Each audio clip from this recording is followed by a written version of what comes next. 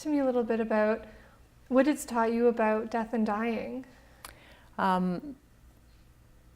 It has really reinforced that we live in a society that really denies the fact that we're going to die. Right. And people don't talk about it. People don't have conversations with family members about what they want, what their wishes would be. And it's interesting because we will all die. True. And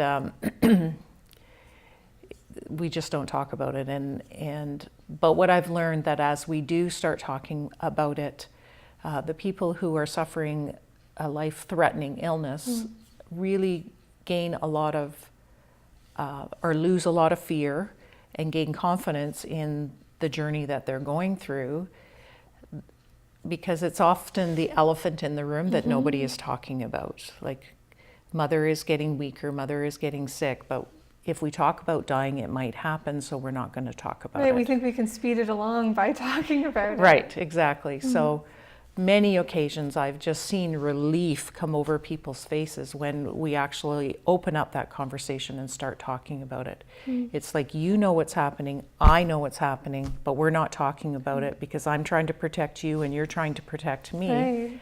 And once we open that conversation, there's a lot of, like I said, relief for people. January 21st of this year, so that's 2017, my mother chose physician-assisted death. And that was here in Muskoka? She was actually one of the first people in Muskoka, the first in her nursing home to choose that path. And she's my favorite person. So I was her support, and in many ways I kind of walked that path with her. And what would she think about what you do now, speaking about this subject?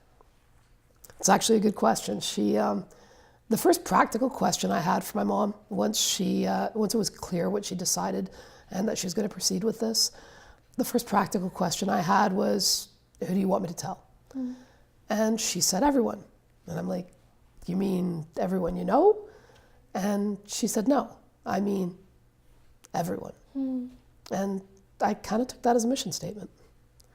And so this death was quite recent. How do you manage moving through that when you must still be grieving? I manage. Like I said, she was my favorite person, so of course I am grieving. But the biggest emotion I have regarding this, and I would never have predicted this, but the biggest feeling I have is gratitude. First of all, obviously, for having had this incredible person in my life. Her story is a pretty amazing story. So that's first and foremost. But secondarily, I'm grateful that this option was available to her at a time when she needed it. Had it been 6 months earlier, or even, like 6 months earlier, she wouldn't have had that choice. Wow.